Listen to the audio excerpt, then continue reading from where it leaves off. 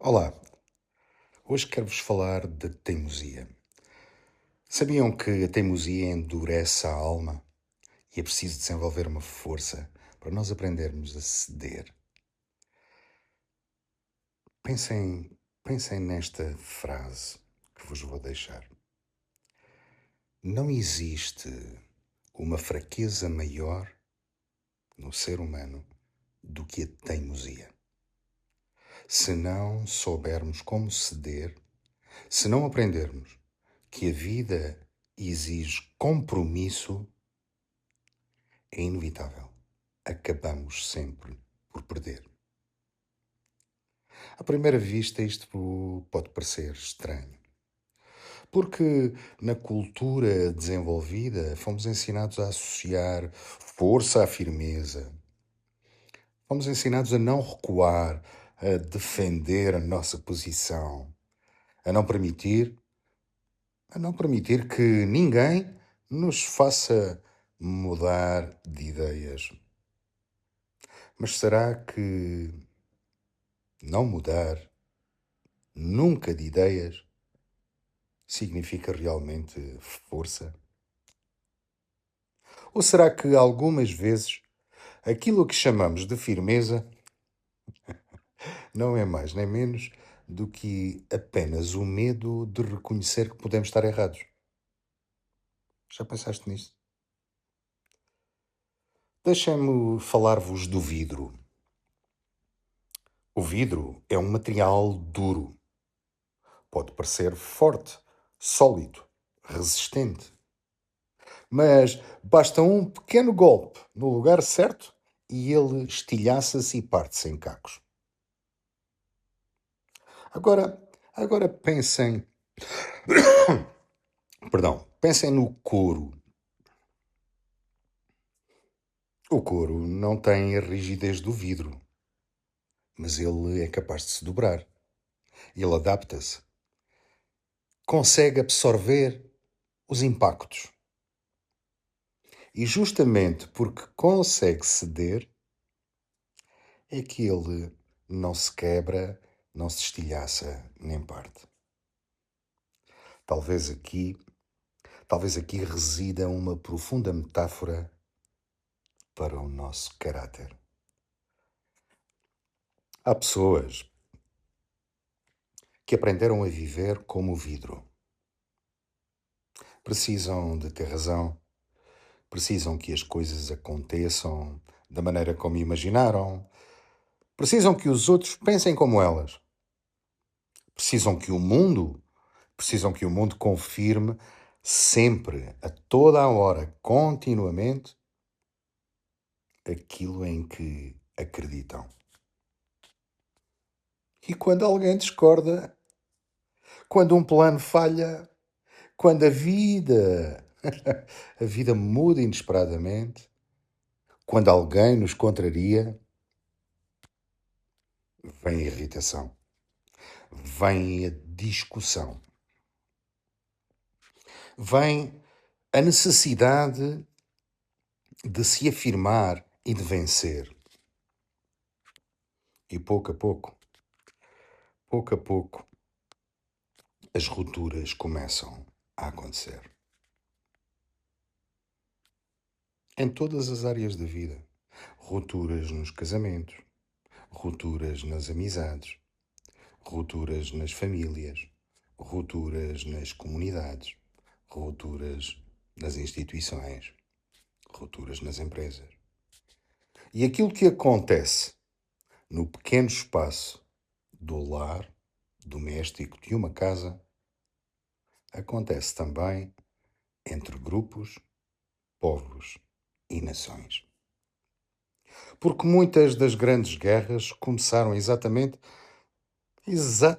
das mesmas formas que as pequenas guerras começaram dentro das nossas casas. Alguém deixou de querer ouvir. Hoje vivemos num mundo em que cada pessoa parece carregar consigo um pequeno tribunal. seja nas redes sociais, nas conversas políticas, nas famílias, nas relações. Há cada vez menos diálogo e cada vez mais sentenças. As pessoas perderam o hábito e o entendimento de conversarem. As pessoas já não conversam para compreender. As pessoas conversam para responder. Perderam e desaprenderam ou nunca aprenderam nesta cultura a não escutar. Nunca aprenderam a escutar para aprender. Escutam apenas para encontrar o momento certo de provar que o outro está errado. E então surge uma pergunta, deixem-me deixar-vos uma pergunta profundamente espiritual. O que é verdadeiramente mais importante para mim? Ter razão ou aproximar-me cada vez mais da verdade? Porque estas duas coisas não são necessariamente iguais. Deixa-me dar-vos uma distinção absoluta. Ter razão alimenta muitas das vezes o ego. Buscar a verdade exige humildade. Uma das maiores transformações individuais que o ser humano pode ter e que um ser humano pode experimentar é exatamente esta: passar da necessidade de vencer uma discussão para o verdadeiro desejo de compreender uma realidade maior do que aquela que se apresenta nos nossos olhos e nas nossas mentes. A nossa verdadeira natureza não é a natureza do conflito. A nossa verdadeira natureza é a natureza espiritual, aquela que nos aproxima do divino, aquela que nos aproxima do belo, aquela que nos aproxima da unidade, do amor.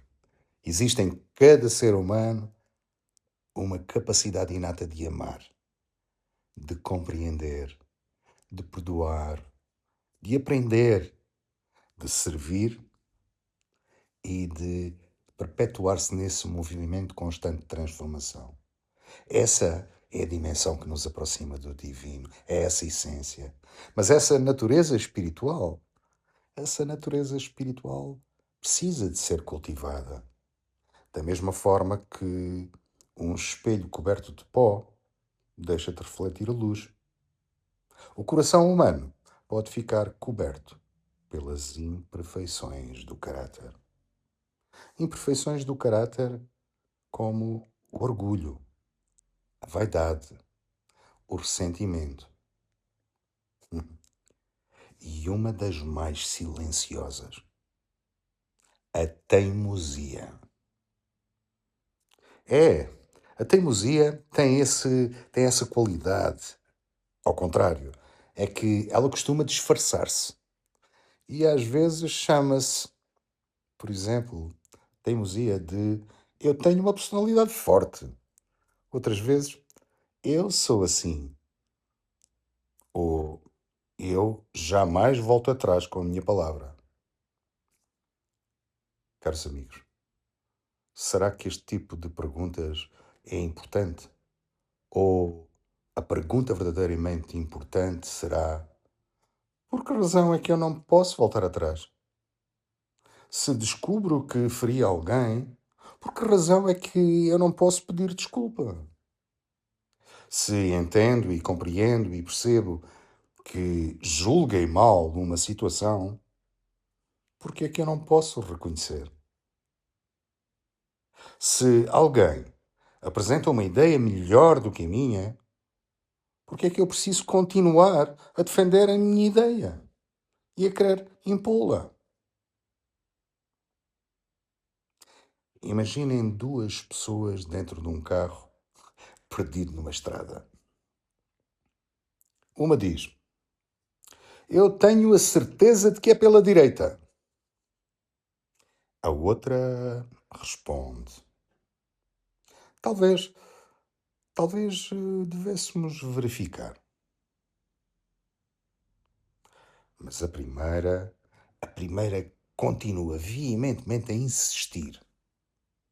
Não, eu sei o caminho. E então continuam. Continuam mais 10 quilómetros, mais 20 quilómetros, mais 50 quilómetros. E chega um momento em que já não importa qual era a estrada certa. A pessoa continua apenas porque admitir o erro passou a doer mais do que continuar perdida. Quantas vezes fazemos exatamente isso na vida? Continuamos numa discussão que já não faz sentido absolutamente nenhum. Mantemos um ressentimento que já nos destruiu e continua a destruir. Defendemos uma posição que no nosso interior, no nosso ser, no nosso íntimo, já sabemos que talvez esteja errada. Não porque acreditamos verdadeiramente nela, mas porque não queremos dizer talvez eu me tenha enganado. Caros amigos, é uma extraordinária liberdade dizer essa frase. Estou enganado. Talvez eu esteja errado. Ajuda-me a compreender. Conta-me como é que tu vês a situação. Sabes, eu nunca tinha pensado dessa maneira. Já repararam que isto não diminui o valor de um ser humano? Pelo contrário, isto engrandece-o. Porque a humildade não significa pensar menos de nós. É simplesmente perceber que a realidade que nos envolve é maior do que nós. E quando decidimos começar a viver assim, algo muda profundamente dentro de nós, do nosso interior, da nossa alma. Já não vemos cada discordância como uma ameaça. E uma pessoa que pensa de uma forma diferente deixa de ser automaticamente considerada como um inimigo. Porquê? Porque ela pode tornar-se uma oportunidade para que eu possa ampliar a minha visão.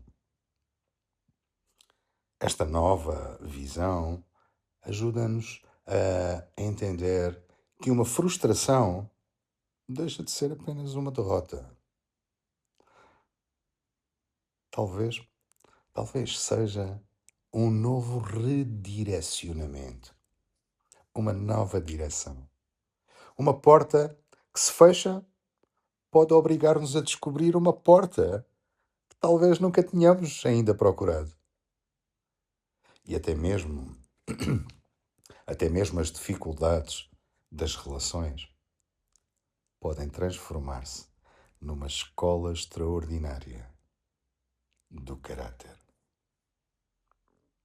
Caros amigos, amar alguém, amar alguém não significa que essa pessoa fará sempre aquilo que nós desejamos e que nós queremos ou que nós consideramos o mais adequado ou próprio. Amar.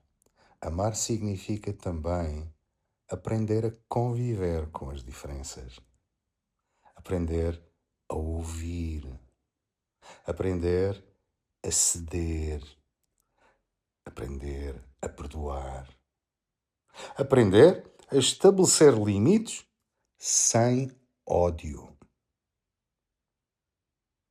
aprender que algumas batalhas simplesmente não precisam de ser travadas. Um rio, O rio ensina-nos isso. Quando a água que corre num leito do rio encontra uma pedra, ou um pedregulho, ou uma barreira, o rio não começa uma guerra com a pedra. Ele contorna-a e continua seguindo o seu caminho. Continua seguindo o seu caminho em direção ao mar. Caros amigos, vejam, talvez a sabedoria seja justamente esta: não permitir que cada obstáculo que encontramos neste movimento perpétuo da nossa vida seja poderoso o suficiente para interromper o movimento da nossa alma.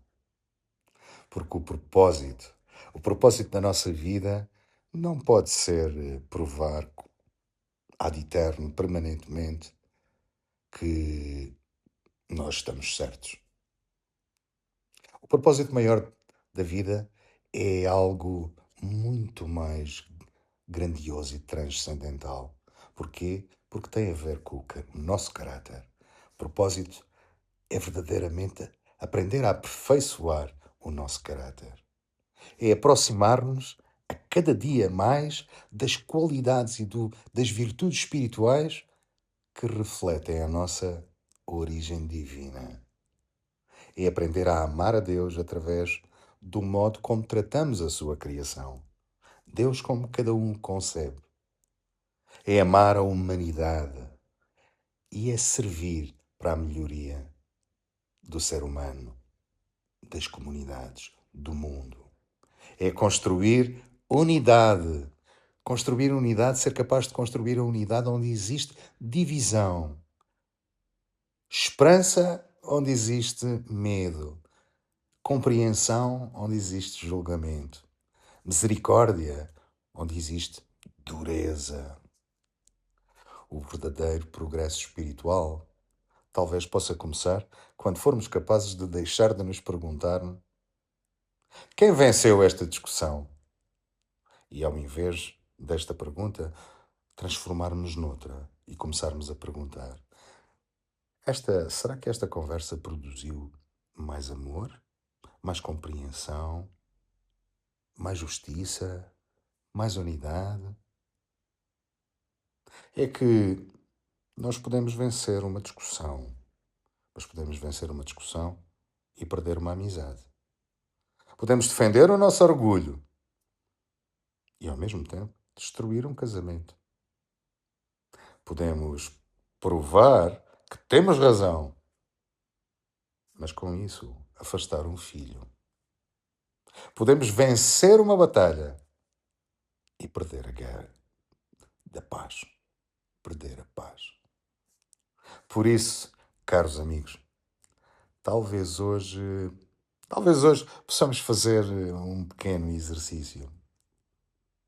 Quando alguém nos contrariar, antes de respondermos imediatamente, por que não perguntarmos: